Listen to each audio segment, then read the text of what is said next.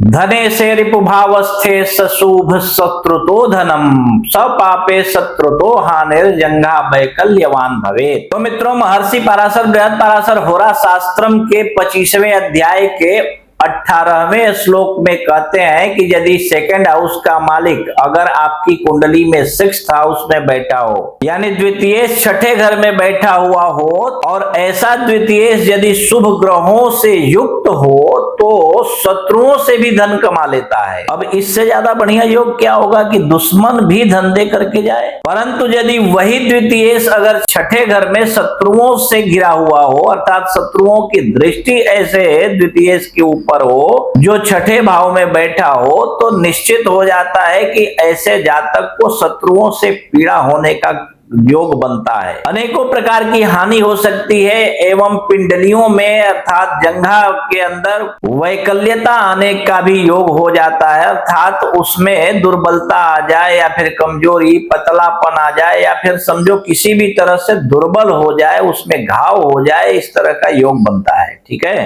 तो एक बात तो आप लोग यार ध्यान ही नहीं देते हो, मैं हर बार बतलाता हूं कि आप लोग इस बात को बहुत गंभीरता से लें कि चाहे वो कोई भी घर हो। ज्यादातर तो आपने देखा होगा, अगर आप किसी भी ज्योतिषी को सुनते होंगे तो तीसरे, छठे, 8वें और 12वें घर के विषय में हर बार लोग अशुभ ही बतलाते हैं। लेकिन मैं आपको अपने अनुभव से बता सकता हूं कि ज्योतिष में कोई भी ग्रह खराब नहीं होता है, कोई भी घर खराब नहीं होता है। किसी भी भाव से संबंधित जो अशुभ फल बतलाए गए हैं उस भाव को ध्यान से पढ़ना आप, उससे कुछ शुभ फल भी देखे जाते हैं। जैसे हम मान लेते हैं कि दूसरा घर जो होता है वो धन का भाव होता है, परंतु मार्केश भी होता है, और छठा भाव जो है वो शत्रुओं का घर माना जाता है, षड्यंत्रकारी लोगों का घर माना जाता है। षड्यंत्र करके आपको गलत जगह पे फंसाने वाले लोग भी आपके जीवन में आते हैं अगर षष्ठेश की दशा चले आपके ऊपर तो। परंतु इस बात का भी ध्यान रखना कि मामा, चाचा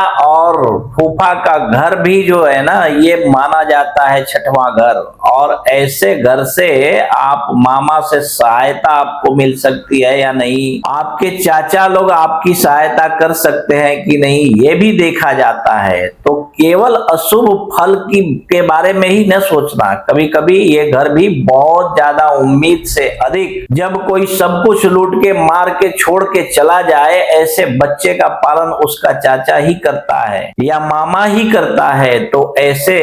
विषय जो है वो आपके लिए या किसी भी जातक के लिए शुभ ही कहा जाता है, अशुभ ही केवल फल नहीं देता है। तो कोई भी ग्रह हो अगर शुभ ग्रहों के साथ में जुड़ा हुआ हो, अर्थात शुभ ग्रहों की दृष्टि हो उनके ऊपर या साथ में बैठा हो, तो निश्चित रूप से शुभ फल उसी घर से संबंधित शुभ फल देता है। परंतु यदि अशुभ ग्रहों का योग या अशुभ ग्रहों की दृष्टि किसी अच्छे ग्रह के ऊपर भी, यानी कि अगर मान लो सिंह लग्न की कुंडली हो या कर्क लग्न की कुंडली हो, ऐसी कुंडलियों में मंगल सबसे ज्यादा योग कारक ग्रह होता है। परंतु ऐसे मंगल के साथ में केवल क्रूर ग्रहों का जमावड़ा हो जाए अथवा क्रूर ग्रहों की दृष्टि पड़ रही हो, तो निश्चित रूप से ऐसा मंगल भी विचलित हो जाता है अपने शुभ फल को देने के लिए। परंतु ये बहुत गहराई की बात है, आप सोच समझ करके ही इन सब बातों का निर्णय लेना। मैं तो इसलिए बता रहा था कि छठे घर में अगर दूसरे घर का मालिक बैठा हो और ऐसे ग्रह के ऊपर शुभ ग्रहों की दृष्टि हो, तो निश्चित रूप से ये जातक जो है अपने शत्रुओं से भी धन लाभ प्राप्त कर लेता है। परंतु अशुभ ग्रहों की या मारक ग्रहों की दृष्टि हो या फिर साथ में बैठे हो, तो निश्चित हो जाता है कि ऐसे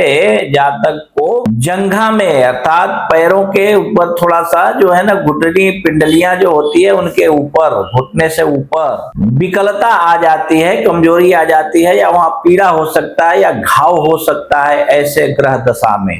ठीक है, तो इसी प्रकार आप भी अपनी कुंडली देखिए और अपने बारे में समझ लीजिए, और इसके बाद भी यदि आपको समझ में न आवे तो किसी कुशल श्रेष्ठ विद्वान ज्योतिषी को अपनी कुंडली दिखाइए, और कोई कुशल विद्वान आपको आपके आजू बाजू में ना मिले तो आप अपनी कुंडली हमें दिखा सकते हैं। आप देश विदेश कहीं भी रहते हो, फोन कीजिए, फोन पर ही हम आपकी कुंडली देखकर एक एक बात विस्तार पूर्वक समझाकर बतला देंगे। ठीक है।